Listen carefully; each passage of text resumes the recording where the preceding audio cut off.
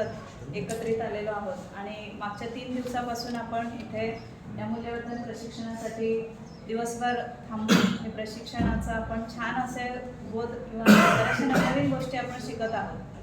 खरं तर जॉईन झाल्यापासून मला वाटतं हे 9वं किंवा 10वं ट्रेनिंग असावं सर माझं 20 वर्षाच्या अनुभवामध्ये.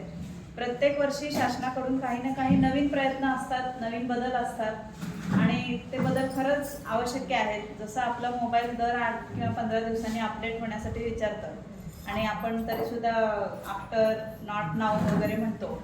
असे काही थोडीशी मानसिकता आपल्यामध्ये असते आणि ही ओळखूनच कदाचित शासनाने पुन्हा पुन्हा वारंवार ट्रेनिंग ठेवलेले आहेत आणि आपल्याला अपडेट करून पुढचं जे जनरेशन आहे त्यांचा उद्देश हा नाही आहे की शिक्षक काय करतात आणि काय करत नाहीत किंवा त्यांच्याकडून काय करून घेतलं पाहिजे, पण समाजामध्ये ज्या चुकीच्या गोष्टी दिसतात त्याच्यामध्ये जर बदल घडवायचा असेल तर सगळ्यात प्रभावी आणि ज्यांच्या मार्फत करून घेतलं जाईल आणि केलं तर समाजामध्ये सन्मानाने त्याच्याकडे पाहिलं जाईल आणि कुणीही तुम्ही चुकीचं करताय असं आपल्याला म्हणणार नाहीत शिक्षकांना. कारण आपण हे एकमेव शासनाचं माध्यम आहोत ज्या माध्यमातून आपण विद्यार्थ्यांवरती श्रीमंताचे असू देत, गरिबाचे असू देत, सगळीच मुलं आपल्यापर्यंत चालून येतात. आपल्याला कुठेही जाण्याची गरज पडत नाही आणि ते संस्कार करण्याचं कार्य महत्त्वाचं आपण करतोय. त्याची वारंवार शासनाकडून आपल्याला ट्रेनिंग घेऊन जाणीव करून दिली जाते आणि कदाचित आता 20 वर्षामध्ये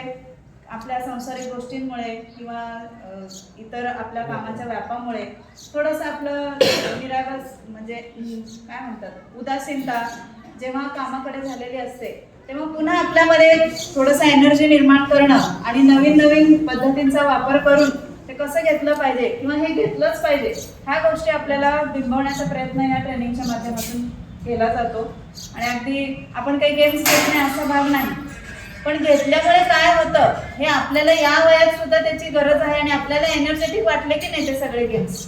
मग मुलं तर आलेलेच त्याच अपेक्षेने असतात की त्यांना अशा पद्धतीने शिक्षण घेतलं पाहिजे, पण कधी कधी आपण कंटाळा करतो किंवा आपल्याला जाणवतं की काय आता हे घेतायत, हे नवीन आहेत, घेऊ देत आणि ह्यांचं काय एवढ्या वर्षापासून चालू आहे, असं कुठलंही नकारात्मक विचार आपण मनात न येऊ देता सकारात्मक आणि सकारात्मकच कशा प्रकारे आपण मुलांना घडवण्याचा प्रयत्न केला पाहिजे याच्यासाठी या प्रशिक्षणामध्ये जास्तीत जास्त प्रयत्न करण्यात आला. त्यासाठी आपल्याला मार्गदर्शक म्हणून अंबुरे सर, केंद्रे सर व परीक्षळे सर हे लाभले.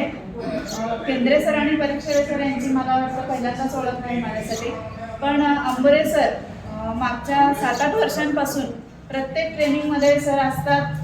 इव्हन ट्रेनिंग झाल्यानंतर ते प्रत्येक शाळेला भेट देऊन चौकशी करतात, विचारपूस करतात, तिथं चालू आहे की नाही प्रत्यक्षात ही अंमलबजावणी हे पाहतात. एखादा ॲप जरी डाउनलोड करायचं असेल तर तिथं येऊन ऑफिसमध्ये शिक्षकांना बोलवून वैयक्तिकरित्या चौकशी करतात. म्हणजे एवढं ग्राउंड लेवलला जाऊन लक्ष देऊन विद्यार्थ्यांमध्ये बदल घडून यावे यासाठी जे त्यांचा प्रयत्न चालू आहे त्यासाठी नक्कीच आम्ही सर्व शिक्षकगण आपल्या या प्रयत्नांना आम्ही सुद्धा हातभार लावण्याचा आणि आमचं खरं तर ते कर्तव्यच आहे, करतच आहोत. पण तुमच्या या एनर्जेटिक प्रशिक्षणामुळे आम्हाला त्याचा खरोखरच खूप उपयोग होत आहे आणि होत राहील.